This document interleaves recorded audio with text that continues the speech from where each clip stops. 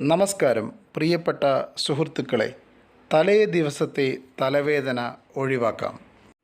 2024 ലോക്സഭ ഇലക്ഷൻ്റെ presiding officer, first polling officer, second polling officer, third polling officer duty ലഭിച്ച ഉദ്യോഗസ്ഥരെ വളരെ കൃത്യതയോടെയും കാര്യക്ഷമതയോടുകൂടിയും ഇലക്ഷൻ ഡ്യൂട്ടി നിർവഹിച്ച് തിരിച്ച് പോകാനുള്ള സംവിധാനം, അതാണ് ഞങ്ങളുടെ ലക്ഷ്യം. നമുക്കറിയാം, എല്ലാ ഇലക്ഷനും വ്യത്യസ്തമാണ്. പല കാര്യങ്ങളിലും വ്യത്യസ്തതയോടുകൂടിയാണ് ഓരോ ഇലക്ഷനും ഇൻട്രൊഡ്യൂസ് ചെയ്യപ്പെടുന്നത്. സീലിങ്ങിൻ്റെ കാര്യത്തിലായാലും റിപ്പോർട്ടുകളുടെ കാര്യത്തിലായാലും ഒട്ടനവധി വ്യത്യാസങ്ങളോടുകൂടിയാണ് 2024 ലോക്സഭ ഇലക്ഷൻ പ്രൊസീജിയേഴ്സ് മുന്നേറിക്കൊണ്ടിരിക്കുന്നത്. വളരെ വിശദമായി തന്നെ എല്ലാ കാര്യങ്ങളും ഞങ്ങൾ പ്രതിപാദിക്കും. ആപ്പുകളുടെ കാര്യമാണെങ്കിലും ഫോം ഫില്ല് ചെയ്യുന്ന കാര്യങ്ങളാണെങ്കിലും മറ്റ് സാധാരണ നടപടിക്രമങ്ങളായാലും എല്ലാം വളരെ കൃത്യമായി തന്നെ പ്രതിപാദിക്കും. നിങ്ങൾ ഞങ്ങളോടൊപ്പം നിലനിൽക്കുക. ഇലക്ഷൻ ഡ്യൂട്ടിയെ സംബന്ധിച്ചിടത്തോളം ഏറ്റവും പ്രധാനപ്പെട്ട കാര്യം പഠനമാണ്. പ്രിസൈഡിംഗ് ഓഫീസറുടെ ഹാൻഡ് ബുക്ക് കൃത്യമായ രൂപത്തിൽ എല്ലാ പ്രിസൈഡിംഗ് ഓഫീസർമാരും ഫസ്റ്റ് പോളിംഗ് ഓഫീസർമാരും കൃത്യമായി അത് പഠിച്ചിരിക്കണം. അതുപോലെ തന്നെ EVM VVPATൻ്റെ മാനുവൽസ് വളരെ കൃത്യമായി പഠിക്കണം. ഇലക്ഷൻ കമ്മീഷൻ ഓരോ സമയത്തും പുറപ്പെടുവിക്കുന്ന നിർദ്ദേശങ്ങൾ കൃത്യമായി ശ്രദ്ധിക്കുകയും വേണം. അതേപോലെ തന്നെ ഇലക്ഷൻ ഒരു ടീം വർക്കാണ്. ടീം വർക്ക്, നിങ്ങളുടെ ടീം ബിൽഡ് ചെയ്യുന്ന കാര്യത്തിലായാലും നിങ്ങളുടെ ടീമുമായി നല്ല ബന്ധം സ്ഥാപിക്കുന്ന കാര്യത്തിലായാലും അതുപോലെ ട്രെയിനിങ്, ഹാൻഡ്സ് ഓൺ സെഷൻസ് അതുപോലെയുള്ള കാര്യങ്ങളിലാണെങ്കിലും നിങ്ങൾ കൃത്യമായ ശ്രദ്ധ വെച്ച് പുലർത്തണം. ആവശ്യമായ ഓഫീഷ്യൽസിൻ്റെ കോൺടാക്റ്റ് നമ്പറുകളും മറ്റു കാര്യങ്ങളൊക്കെ കൃത്യമായ രൂപത്തിൽ നിങ്ങൾ നോട്ട് ചെയ്ത് വെക്കണം. അതുപോലെ നിങ്ങളുടെ പോളിംഗ് സ്റ്റേഷനെക്കുറിച്ച് നിങ്ങൾക്കൊരു ധാരണ ഉണ്ടായിരിക്കണം. വിതരണ കേന്ദ്രത്തിൽ കൃത്യസമയത്ത് തന്നെ നിങ്ങൾ എത്തിച്ചേരണം. മെഷീനുകളും പോളിംഗ് മെറ്റീരിയലുകളും കൃത്യസമയത്ത് തന്നെ നിങ്ങൾ കൈപ്പറ്റേണ്ടതാണ്. അതിനുശേഷം അവ പരിശോധിക്കുക. പ്രിയരെ, 3 മെഷീനുകളാണ് നമുക്ക് ലഭിക്കുക: control unit, ballot unit, VVPAT machine. ഇവയിൽ കൺട്രോൾ യൂണിറ്റ് മാത്രമേ നിങ്ങൾ ഓൺ ഓഫ് ചെയ്ത് പരിശോധിക്കുവാൻ വേണ്ടി പാടുള്ളൂ. VVPAT മെഷീൻ ഒരു കാരണവശാലും മോക്ക് പോളിന് മുമ്പ് ഓൺ ചെയ്യുവാൻ അനുവദിക്കപ്പെട്ടിട്ടില്ല. കൺട്രോൾ യൂണിറ്റ് ഓൺ ചെയ്യുമ്പോൾ ബാറ്ററിയുടെ ചാർജ് നിങ്ങൾക്ക് കാണുവാൻ സാധിക്കും. ഹൈ എന്ന് എഴുതിയിട്ടുണ്ടാവും. 99%, 98% അങ്ങനെയൊക്കെ അതിനകത്ത് കാണാം. ബാറ്ററിയുടെ പെർസെൻറ്റേജ് എത്രയാണെന്ന് കൂടി ഇത്തവണ നിങ്ങൾക്ക് കാണുവാൻ വേണ്ടി സാധിക്കും. അതുപോലെ തന്നെ ഈ കൺട്രോൾ യൂണിറ്റിൻ്റെ കാൻഡിഡേറ്റ് സെറ്റ് പോർഷൻ, അതുപോലെ തന്നെ ബാറ്ററി സെക്ഷൻ, ഈ 2 ഭാഗങ്ങളും സീൽ ചെയ്തിട്ടായിരിക്കും നിങ്ങൾക്ക് ലഭിക്കുക. അത് സീൽ ചെയ്തിട്ടുണ്ടോ എന്ന കാര്യം നിങ്ങൾ ഉറപ്പുവരുത്തുക. അതുപോലെ തന്നെ കൺട്രോൾ യൂണിറ്റിൻ്റെ ആ മെറ്റൽ പ്ലേറ്റിനകത്തുള്ള കൺട്രോൾ യൂണിറ്റിൻ്റെ സീരിയൽ നമ്പറും ഓൺ ചെയ്യുമ്പോൾ കിട്ടുന്ന സീരിയൽ നമ്പറും അഡ്രസ് ടാഗിനകത്ത് കാണുന്ന സീരിയൽ നമ്പറും ഒന്ന് തന്നെയാണ് എന്ന കാര്യം നിങ്ങൾ ഉറപ്പുവരുത്തുക. അതേപോലെ അഡ്രസ് ടാഗുകൾ നോക്കി control unit, ballot unit, VVPAT machine ഇവയെല്ലാം തന്നെ നിങ്ങൾക്ക് തന്നിരിക്കുന്ന പോളിംഗ് സ്റ്റേഷനിലേക്ക് ഉള്ളതാണ് എന്ന കാര്യം ഉറപ്പുവരുത്തേണ്ടതും നമ്മുടെ ആവശ്യമാണ്. കൺട്രോൾ യൂണിറ്റിലെ ക്ലോസ്, റിസൾട്ട്, ക്ലിയർ ബട്ടണുകളുള്ള റിസൾട്ട് സെഷൻ ആ ഭാഗം സീൽ ചെയ്യാതെയായിരിക്കും നിങ്ങൾക്ക് ലഭിക്കുക.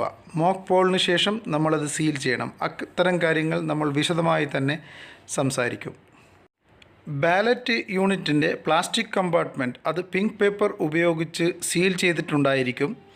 അതുപോലെ മുകളിൽ വലത്തെ അറ്റവും താഴെ അറ്റവും അഡ്രസ് ടാഗ് വെച്ച് സീൽ ചെയ്തിട്ടുണ്ടായിരിക്കും.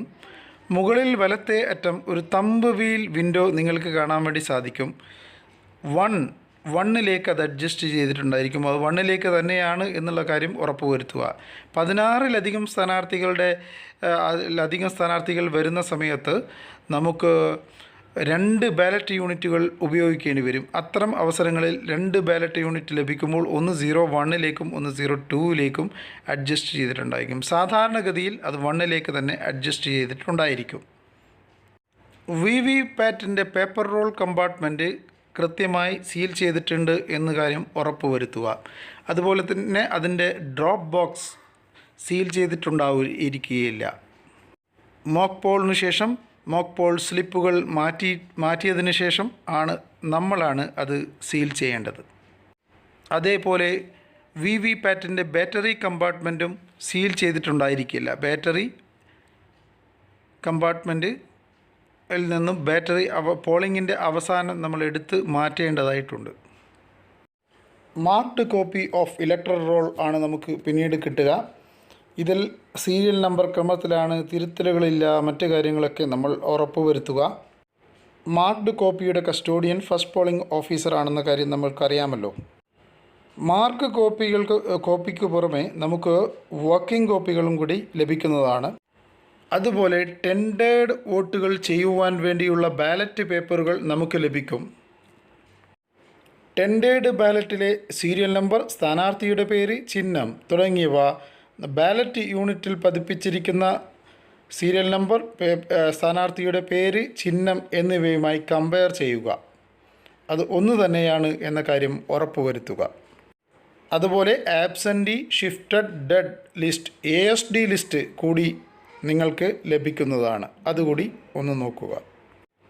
അതുപോലെ തന്നെ ക്ലാസിഫൈഡ് സർവീസ് വോട്ടേഴ്സിൻ്റെ ലിസ്റ്റ്, പട്ടാളത്തിലൊക്കെ വർക്ക് ചെയ്യുന്നവരുടെ ആ ഒരു ലിസ്റ്റ് നമുക്ക് ലഭിക്കും. പ്രോക്സി വോട്ടർമാരെ ഉപയോഗിച്ച് വോട്ട് ചെയ്യുന്നവരുടെ ലിസ്റ്റ്, അതാണ് അതുകൊണ്ട് ഉദ്ദേശിക്കുന്നത്.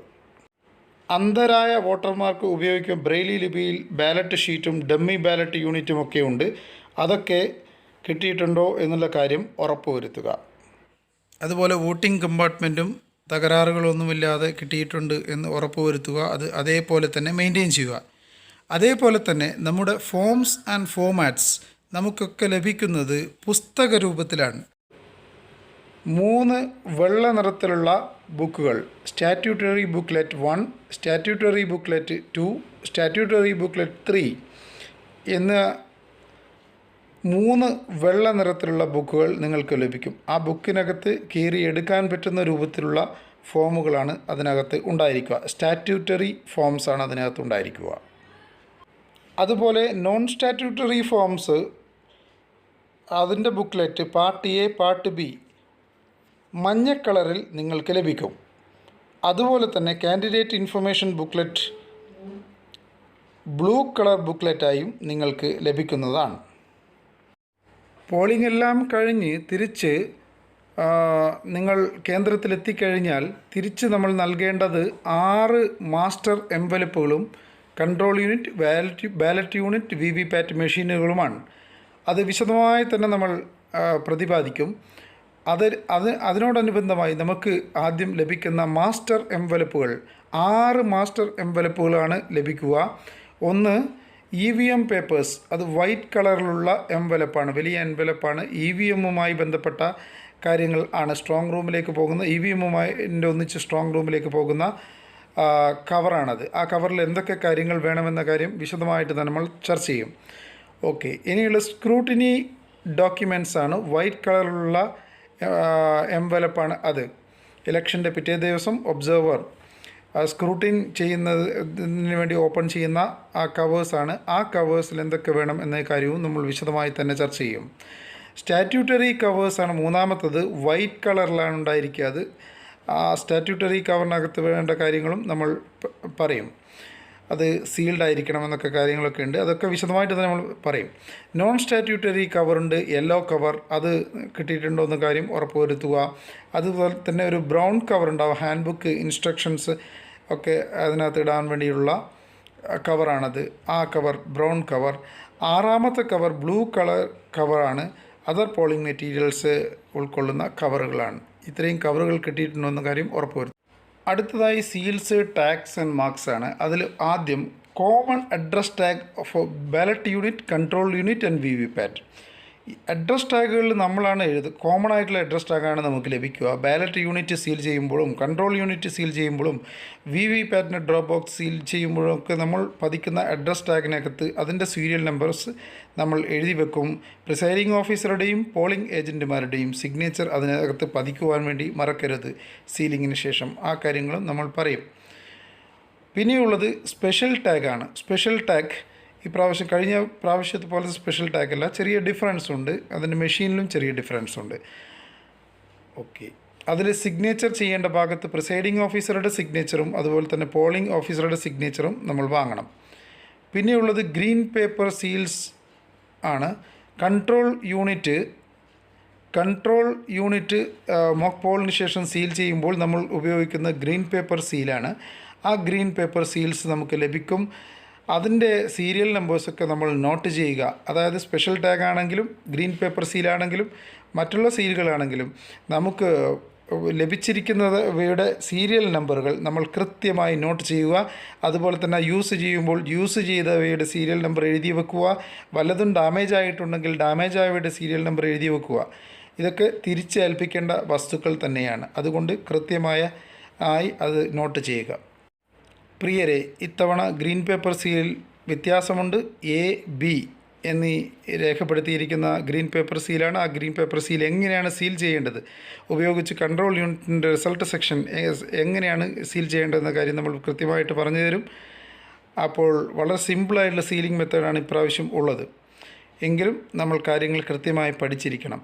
അതുപോലെ തന്നെ ഇൻടെലിബിൾ ഇങ്ക്, മായ്ക്കാൻ പറ്റാത്ത മഷി ആവശ്യത്തിന് ഉണ്ടോ എന്ന കാര്യം ഉറപ്പുവരുത്തുക. അതിൻ്റെ അടപ്പൊക്കെ കൃത്യമായി അടഞ്ഞിട്ടുണ്ടോ, ഇവോപ്പറേറ്റ് ആയിപ്പോയിട്ടുണ്ടോ, മഷി അതിനകത്ത് ഉണ്ടോ, പറ്റിപ്പോയിട്ടില്ല എന്നുള്ള കാര്യങ്ങളൊക്കെ ഉറപ്പുവരുത്തുക. അതുപോലെ തന്നെ സീൽ പാഡുകളും അതുപോലെ തന്നെയാണ്. ഉണങ്ങിപ്പോയിട്ടുണ്ടോ, സെൽഫിംഗ് സീൽ പാഡുകൾ അത് ഉറപ്പുവരുത്തണം. മഷി വാങ്ങുമ്പോഴും കൈകാര്യം ചെയ്യുമ്പോഴും പോളിംഗ് ബൂത്തിൽ നിന്നും ഒക്കെ വളരെ കെയർഫുള്ളായിട്ട് സൂക്ഷിക്കേണ്ട കാര്യമാണ്. അത് സൂക്ഷിക്കുക.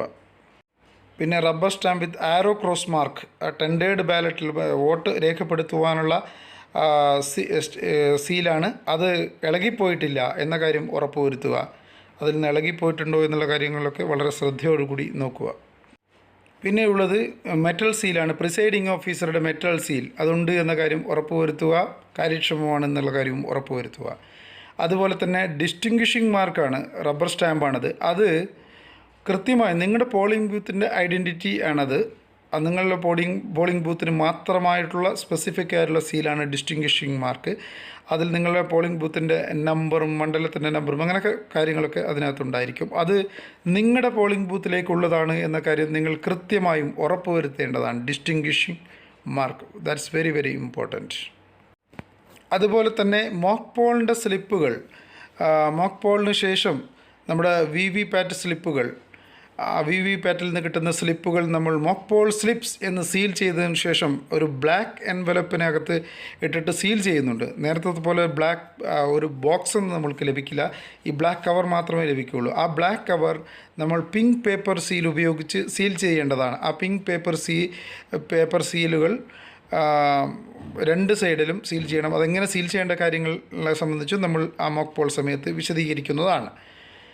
പിന്നെ ഉള്ളത് മോക്ക് പോൾ സ്ലിപ്പ് സ്റ്റാമ്പാണ്. മോക്ക് പോൾ സ്ലിപ്സ് എന്ന് പതിക്കുവാൻ വേണ്ടിയുള്ള സ്റ്റാമ്പാണ്. അതും കൃത്യമായി ഉണ്ട് എന്ന കാര്യം നിങ്ങൾ ഉറപ്പുവരുത്തുക. അതിൽ നിന്ന് ഇളകിപ്പോയിട്ടില്ല എന്നുള്ള കാര്യങ്ങളൊക്കെ ഉറപ്പുവരുത്തുക.